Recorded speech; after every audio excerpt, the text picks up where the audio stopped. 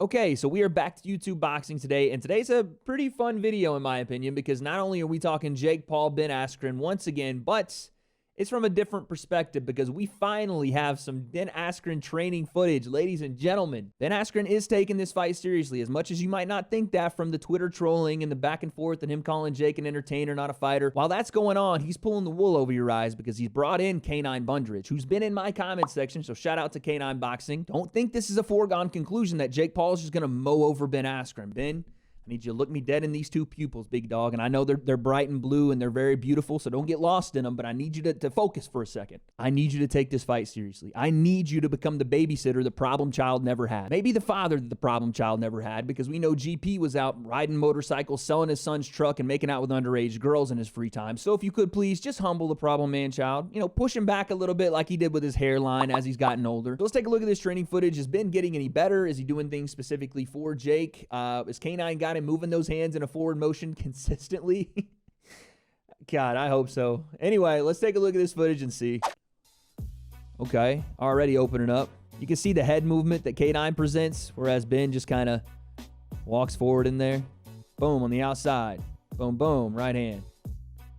It seems like Ben's not worried about getting hit. A lot of Ben's offense in MMA was not getting hit by stand-up strikers and being able to get to their body. Well, sometimes he would still get hit and cracked with big shots from heavy hitters, and he would be able to absorb those and then get into the body and then take fights to the ground. I'm not saying that the strategy should be walk right into range and get pieced up until you get close enough to where you're not as much in danger, but it does look like Ben isn't necessarily super afraid of being hit by Jake. Watch this little combo at the end. You got 2-1-2, pull 2. That's not bad. Again, he kind of just stays in range there. He's not getting too far outside of himself, but also there's not a lot coming from his hips. Even still, there's not a lot of hip rotation behind shots. So this isn't impressive. It's not impressive at all.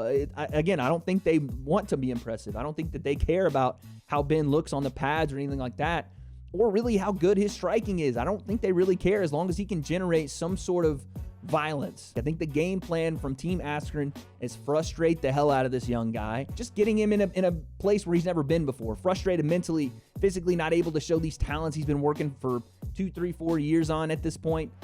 That's the strategy from Ben, and it's not a bad one. It really isn't. And I know you guys are already in the comments, well, wait, this is not how Ben's going to move in an actual fight. This is pad work. This is mitt work. He's actually going to be more mobile. He's going to be more in and out when the fight comes. I hear you.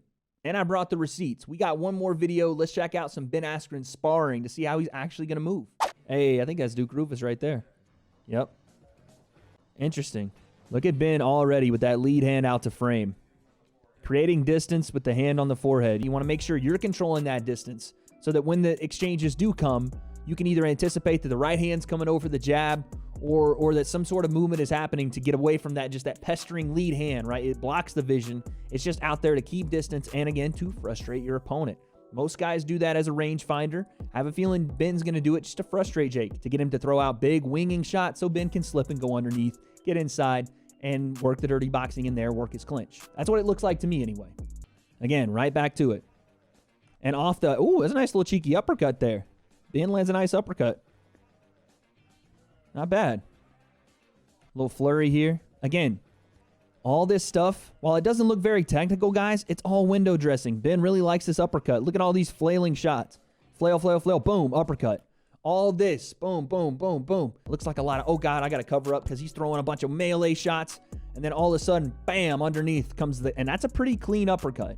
The other stuff, garbage. Complete window dressing. No technique behind it. No power behind it. It looks like a little bit of patty cake where he's just kind of throwing to get a reaction out of the guy on the ropes, right? Get the hands moving, and all of a sudden he can split the guard with that uppercut. That's what this looks like to me. Look, it looks like window dressing, like a lot of, okay, not really trying to hurt. Boom, uppercut right underneath. Was that a hammer fist? That was a really nice uppercut. That's a hammer fist. Ben threw a hammer fist in the outside of the clinch. I don't think I've ever seen that in a boxing match. Now, I have seen MMA fighters do it a lot. Israel Adesanya finished a fight with a standing hammer fist to the body. I don't know if you can even strike like that in a boxing ring. I'm pretty sure you have to move the fist in a forward motion. You can't come down with the side of the fist. He kind of throws a slappy right hand, kind of one of these types. But again, he gets the head to go where he wants the head to go, right? Now that head is lean.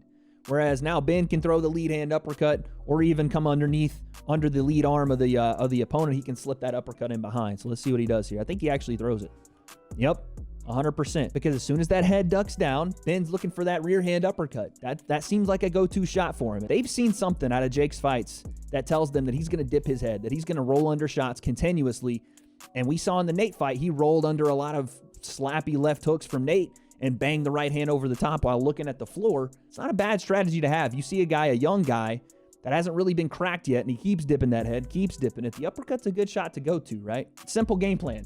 Guy dips, bang the uppercut. Duke working off the clinch again. This is something, again, guys, you're going to see a lot of. Ben looking to work in the clinch, while Jake is going to want to throw this right hand over the top in the clinch, because we've seen Jake in the clinch, step back, boom, right hand, or step back, boom, boom, over the top. We're not working on that. They're working on utilizing positions and movement here in the clinch, right? This guy right here is a master of positions. He was never the most athletic, never the most explosive, and never even an average striker. But positionally, it's hard to beat this dude. And this right here is grappling 101. And effectively, if he can do this, push off, and all of a sudden now you have an opponent completely turned away, and now the left hook is wide open, which I think this is something that I've seen drilled, so I'm pretty sure Duke is going to either throw a left hook or a left uppercut here.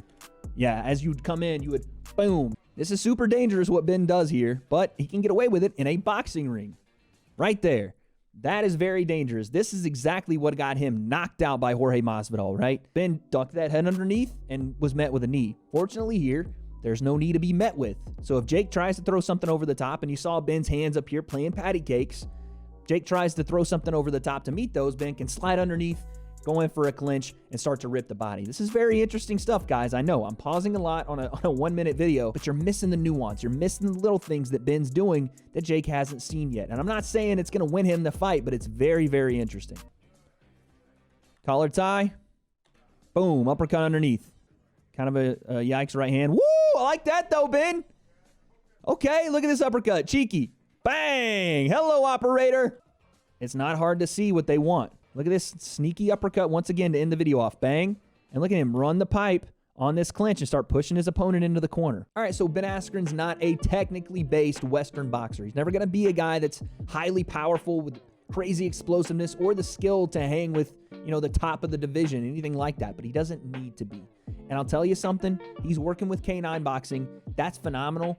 But they're not just changing him into a boxer. I don't want Ben to try to take 2 months to become a proficient boxer. But again, they're doing some things with his skill set to give him the best chance to win this fight. Don't let your eyes fool you because he's throwing the windmill patty cake shots, and he's throwing the hammer fist to the face and to the body, and he's throwing kind of the slappy right hand, all window dressing. He's never going to be a guy that throws the straight right down the pipe, Deontay Wilder style, and puts a guy down on the floor. But what he is going to do is the things that we saw. He's going to frustrate Jake with the lead hand, put it in front of his face, then wants to see what he can get out of those reactions, and what it looks like is either he wants to change levels, get to Jake's body and dirty box, or he wants to throw that rear hand uppercut. Again, a master of positions versus a guy that hasn't ever really seen that before is dangerous for Jake. It is. If that continues to happen and Ben continues to frustrate him, tires him out, gets to a point where it's positionally based and Jake no longer has the pop on the shots, or he doesn't have the energy to continue to deal with that onslaught of Ben just being in his face, this could be a different fight than we've seen. Listen, if you're able to push yourself past the fact that Ben Askren has some of the worst technical striking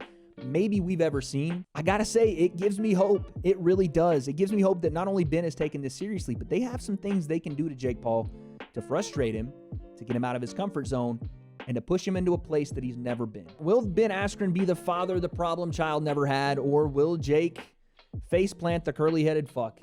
I have no idea. You guys let me know down below. April 17th, I'm so excited for this fight, and I have zero fucking clue what's about to happen.